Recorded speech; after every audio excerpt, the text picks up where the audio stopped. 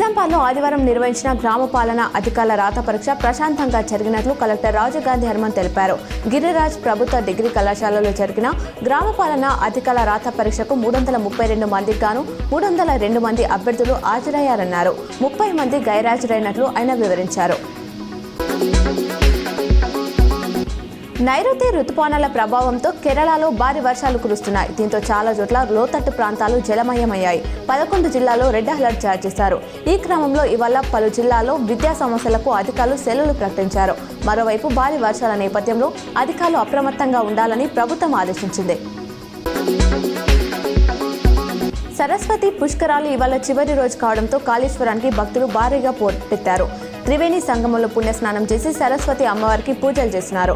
అనంతరం ముక్తేశ్వర స్వామిని దర్శించుకుంటున్నారు. ఆలయ పరిసరాలు త్రివేణి సంగమం వద్ద భక్తులు శివనామస్మరణతో మారుమోగుతుంది. Diploma in elementary education, diploma in preschool education కోర్సులో ప్రవేశాలకు నిర్వహించిన డిఈసెట్ ఫలితాలు జూన్ 5న రిలీజ్ కానున్నాయి. నిన్న ఉదయం మధ్యాహ్నం 2 సెషన్లో నిర్వహించిన పరీక్షకు 43,615 మంది దరఖాస్తు చేయగా 33,821 మంది హాజరయ్యారు. నిజామాబాద్, కామారెడ్డి జిల్లాలో వచ్చే 3 రోజులు వర్షాలు కురిసే అవకాశం ఉందని వాతావరణ శాఖ తెలిపింది. నైరుతి రుతుపవనాలు చురుకుగా కదులుతున్నాయని పేర్కొంది. ఈ నేపథ్యంలో సోమవారం నుంచి బుధవారం వరకు వర్షాలు కురుస్తాయని వెల్లడించింది. కాగా ఉమ్మడి జిల్లాలో 2 రోజులుగా పలు చోట్ల తేలికపాటి వర్షాలు కురిశాయి. బీఆర్ఎస్ చీఫ్ కేసీఆర్ తనకు దేవుడని సిర్పూర్ కాగజ్ నగర్ మాజీ ఎమ్మెల్యే కోనేరు కోనప్ప అన్నారు. రాజకీయంగా బీఆర్ఎస్తో గానీ కేసీఆర్ కుటుంబంతో గానీ తనకు ఎలాంటి విభేదాలు లేవన్నారు. కొంతకాలంగా అధికార పార్టీ కాంగ్రెస్కు దూరంగానే ఉంటున్నానని తెలిపారు. పార్టీ నుంచి కూడా ఎలాంటి ఆహ్వానాలు లేవన్నారు.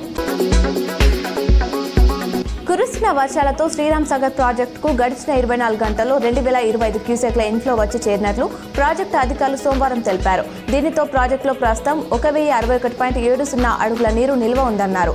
కాగా అవుట్ఫ్లోగా 652 క్యూసెక్ల నీటిని వదిలినట్లు చెప్పారు.